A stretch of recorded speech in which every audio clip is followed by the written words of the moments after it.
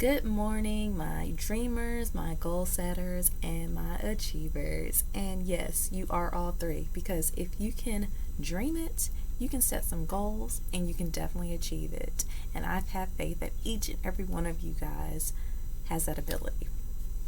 So, this morning, I just wanted to go ahead and introduce myself if this is your first time here. My name is Kelly Moore. I am a career counselor and I use my YouTube channel in order to share with everyone who's willing to listen to me talk. I know I have the annoying voice of a teenage girl that is still going through puberty, but ignore that fact. I just really like to spend this time just kind of sharing some of my thoughts and some tips and some strategies and some things about just career development in general. So that's my main goal here, is to provide that.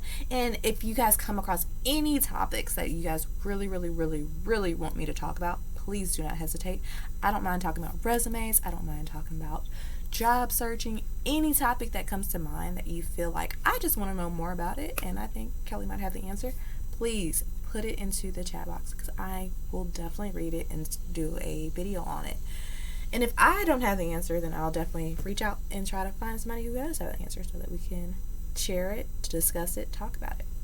So today's video is called, What do you want to be when you grow up?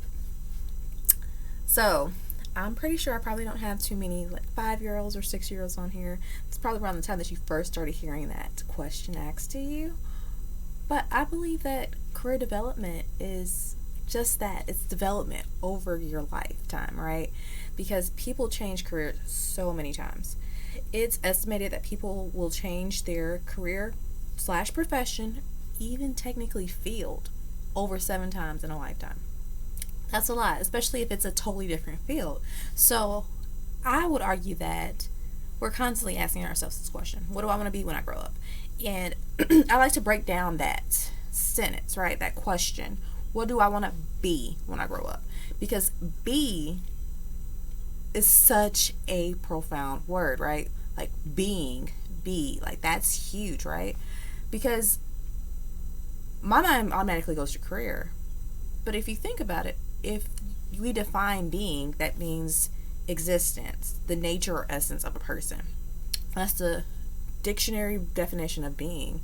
So it's surprising that a lot of people don't say, but yeah, I want to be a mom. I want to be a wife. I want to be this or that. Our minds are automatically programmed into thinking, oh, what career do I want to go into? So I think that's huge when it comes down to like how important jobs and careers are in our lives. So we have to constantly ask ourselves, what do you want to be when you grow up? So if you think of it, how many jobs have you thought about doing in your life?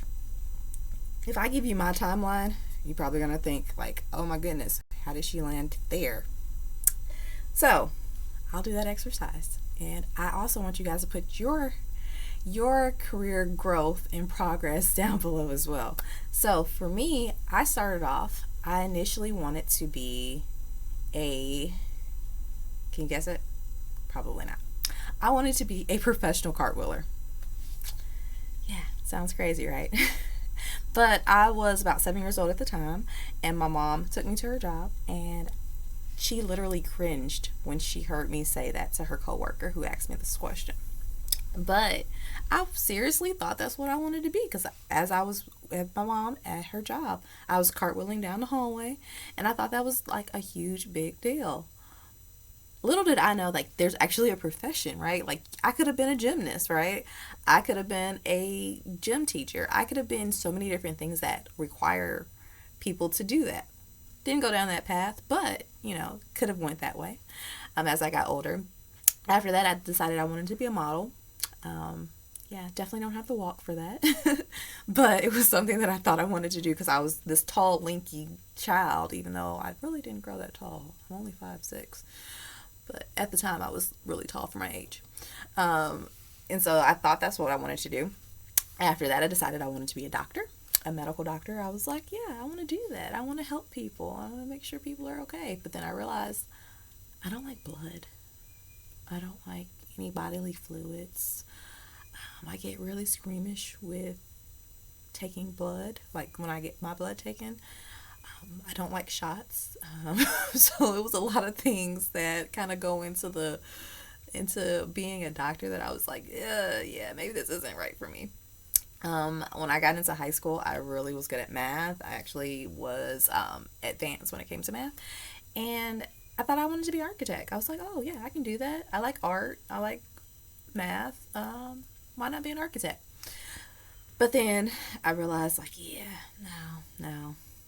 Might not be as exciting as I want it to be. As I got further into school, I decided I want to do something dealing with art. And I was like, yeah, let's do art. Mom was like, no, because you're not going to make money. So I pivoted on that. And then I also decided, like, I want to go into the mental health field. And I was just determined I was going to be a forensic psychologist. I went to school for it for a little while there.